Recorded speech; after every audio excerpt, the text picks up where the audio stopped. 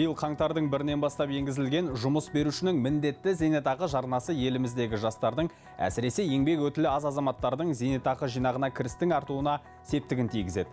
Өйткені бұл жарна түрінің мөлшері 2028 жылға дейін өсіп отырады. Жұмыс берушілер соған сәйкес қызметкерлерінің зейнетақы шотына өз қалтасынан қосымша аударымдар жасауға міндетті. Эфирден алыстамаңыздар, біз бүгінгі шығарылымда дәл осы жарна түрлі жан-жақты түсіндіреміз. Жұмыс берушінің міндетті зейнетақы жарнасы атайтып тұрғандай, жұмыс берушінің жеке қаражаты есебінен қызметкердің зейнетақы қорындағы шотына түсетін аударылымдар. Бір ескеретін жайт, оның мөлшері жұмысшының табысына тікелей байланысты. Алдағы 5 жылда ол өзгеріп отырады. Мысалы, биыл қызметкердің ай сайынғы табысына 1,5% мөлшерінде қосылса, әр жыл сайын өсіп 2028 жылы 5%-ді құрайды. Ескере кететін нәрсе, жұмыс берушінің міндетті зейнетақы жарнасы 1975 жылдың 1 қаңтарынан кейін дүниеге келген қызметкерлердің шотына ғана аударылады. Бұл ретте жұмысшының айлық табысы ең төменгі жалақы деңгейінен төмен болмауы және 50 еселенген мөлшерінен аспауы қажет.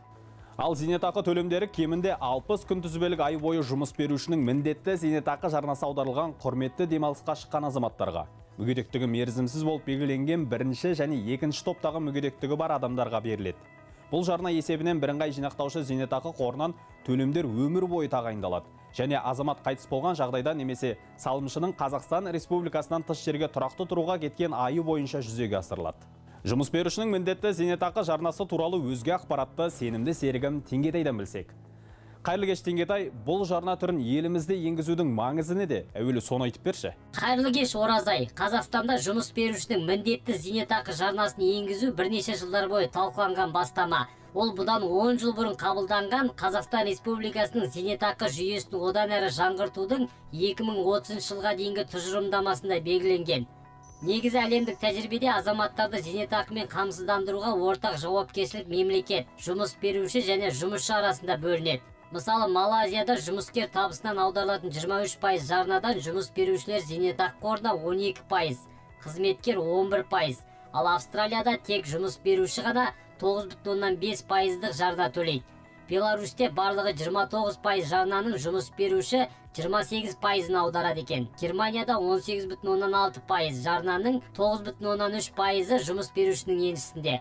Мұндай тәртіпті Қазақстанда да қолдану еліміздегі азаматтардың әлеуметтік жағдайын жақсартуға себепші болады. Жарна әсіресе 1998 жылға дейін еңбек өтілі жоқ немесе аз жұмысшылар үшін өзекті. Жұмыс берушінің міндетті зейнетақы жарнасы қордағы қаражатқа қосымша кіріс әкеледі.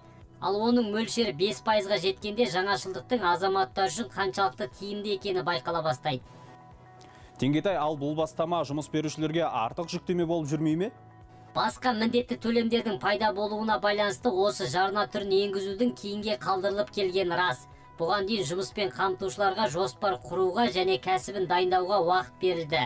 Оның үстіне жұмыс берушілердің міндетті зейнетақы жарнасы әзірге толық мөлшерде бекітілген жоқ. Ауыртпалық түспес үшін ол кезең-кезеңмен іске асырылмақ.